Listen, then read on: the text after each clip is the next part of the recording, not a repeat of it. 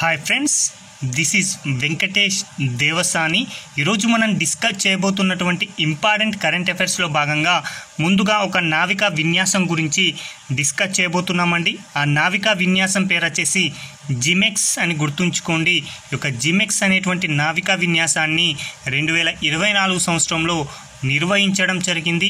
దీనిని ఎక్కడ నిర్వహించారు, ఇందులో ఏ ఏ దేశాలు పాల్గొన్నాయి, అదేవిధంగా ఏ దేశం తరపున ఏ నౌక పాల్గొన్నది అనేది ఎగ్జామ్ పాయింట్ ఆఫ్ వ్యూలో అడగడానికి అవకాశం ఉంది. కాబట్టి చూద్దామండి. జిమెక్స్ అనేటువంటి నావికా విన్యాసాన్ని 2024 సంవత్సరంలో నిర్వహించడం జరిగింది అంటున్నాం. కాబట్టి ఇది ఎన్నవ ఎడిషన్ అంటే మాత్రం గుర్తుంచుకోండి, 8వ ఎడిషన్ అండి. ఈ యొక్క జిమెక్స్ అనేటువంటి విన్యాసాన్ని ఏ రెండు దేశాలు నిర్వహిస్తున్నాయి అంటే భారత్ మరియు జపాన్ అని గుర్తుంచుకోండి. చాలా చాలా ఇంపార్టెంట్ అండి. జిమెక్స్ అనేటువంటి నావికా విన్యాసాన్ని నిర్వహిస్తున్న దేశాలు ఏవి అంటే జపాన్, ఇండియా అని గుర్తుంచుకోండి. ఈ యొక్క జిమెక్స్ విన్యాసాలకు ఆతిథ్యం ఇచ్చినటువంటి దేశం వచ్చేసి జపాన్ దేశం. ఈ జపాన్ దేశంలోని యొకోసుకా అనేటువంటి ప్రాంతం ఈ యొక్క విన్యాసాలకైతే ఆతిథ్యం ఇవ్వడం జరిగింది.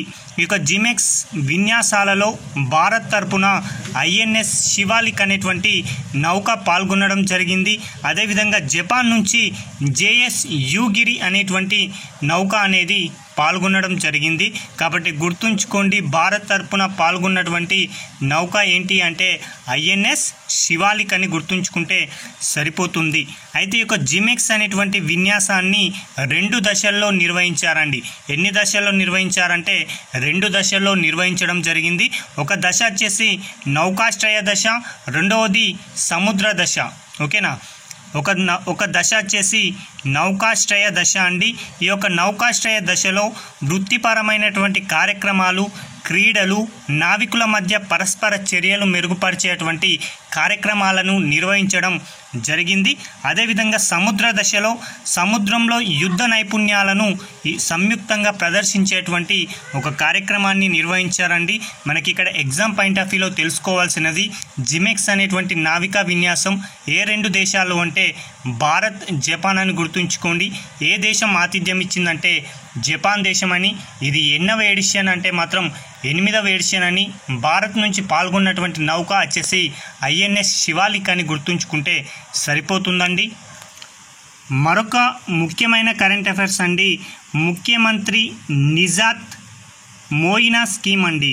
ముఖ్యమంత్రి నిజాత్ మోయినా స్కీమ్, ఈ యొక్క స్కీమ్ని ఏ రాష్ట్రం వారు ప్రారంభించారు, దానికి సంబంధించిన ముఖ్య ఉద్దేశం ఏంటి అనేది మనకు ఎగ్జామ్ పాయింట్ ఆఫ్ వ్యూలో చాలా చాలా ఇంపార్టెంట్ అండి. బాల్య వివాహాలు ఏవైతే ఉంటాయో ఆ యొక్క బాల్య వివాహాలను నిర్మూలించాలనేటువంటి లక్ష్యంతో అస్సాం రాష్ట్ర ప్రభుత్వం ఈ యొక్క ముఖ్యమంత్రి నిజాత్ మోయినా స్కీమ్ని ప్రారంభించడం జరిగింది. ఓకేనా, చిన్నతనంలోనే అభం శుభం తెలియనటువంటి పిల్లలకి బాల్య వివాహాలు చేసి వారి యొక్క బాల్యాన్ని చిదిమేస్తున్నటువంటి తరుణంలో అలాంటి బాల్య వివాహాలను నిర్మూలించాలనేటువంటి లక్ష్యంతో అస్సాం రాష్ట్ర ప్రభుత్వం ఒక ప్రతిష్టాత్మకమైనటువంటి ఒక గొప్ప పథకాన్ని అయితే తీసుకురావడం జరిగిందండి. దాని పేరు ముఖ్యమంత్రి నిజాత్ మోయినా స్కీమ్ అని గుర్తుంచుకోండి. ఈ యొక్క స్కీమ్ ప్రకారం ప్రతి నెల కూడా ఎవరైతే ఇంటర్ విద్యార్థులు ఉంటారో వారి యొక్క ఖాతాల్లో, ఇంటర్ విద్యార్థినీల ఖాతాలో 1000 రూపాయలు జమ చేస్తారు.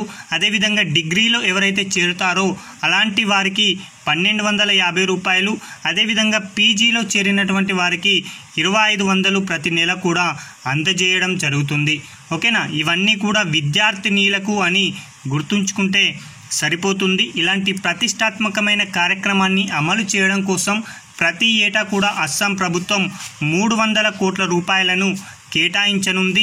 ఓకేనా, అయితే అస్సాం ప్రస్తుత సీఎంగా ఎవరు కొనసాగుతున్నారు అంటే బిశ్వంత్ శర్మ అని గుర్తుంచుకోండి. ఎగ్జామ్ పాయింట్ ఆఫ్ వ్యూలో ఏ విధంగా అడుగుతారంటే ఇటీవల కాలంలో బాల్య వివాహాల నిర్మూలన లక్ష్యంగా ముఖ్యమంత్రి నిజాత్ మోయినా స్కీమ్ని ఏ రాష్ట్ర ప్రభుత్వం ప్రారంభించింది అని అడగడానికి అవకాశం ఉంది. కాబట్టి అస్సాం రాష్ట్రం అని గుర్తుంచుకుంటే సరిపోతుంది.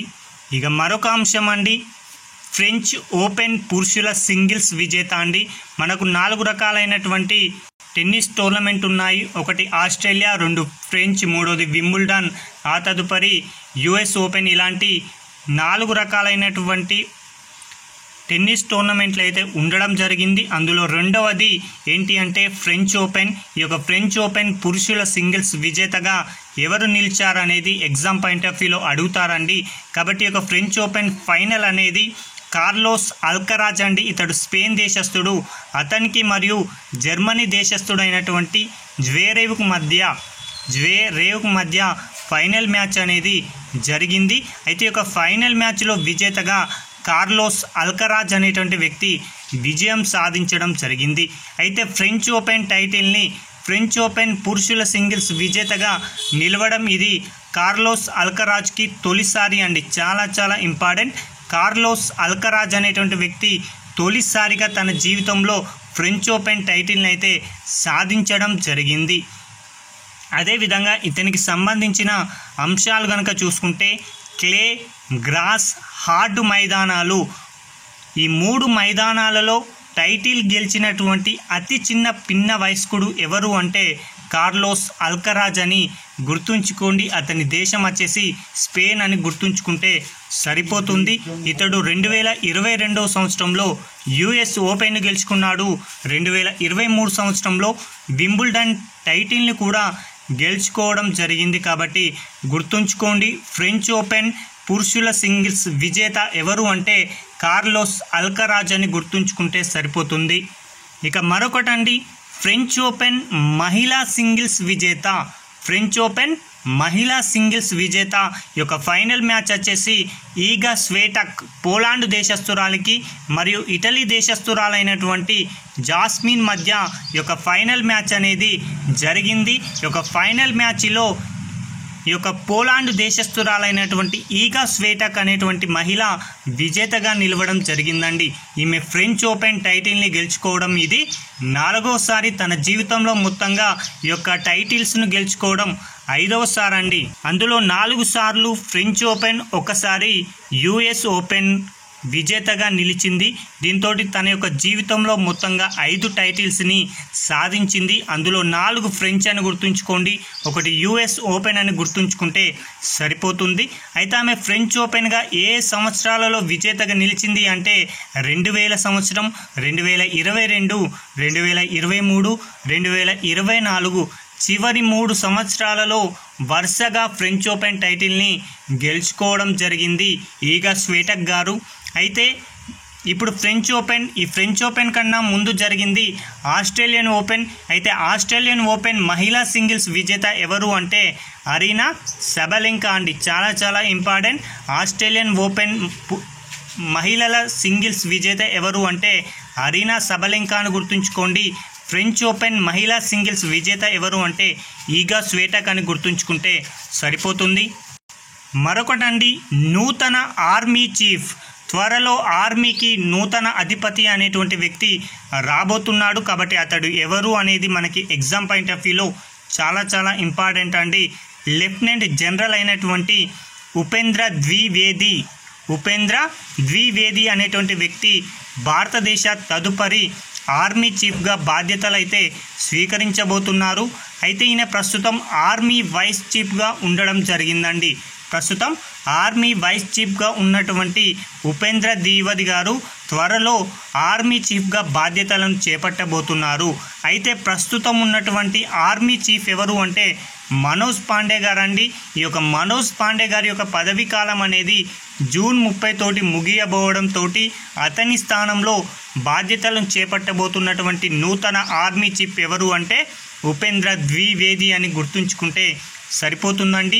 ఇవండి ఈ రోజుకు సంబంధించినటువంటి ముఖ్యమైనటువంటి కరెంట్ అఫైర్స్. Thank you.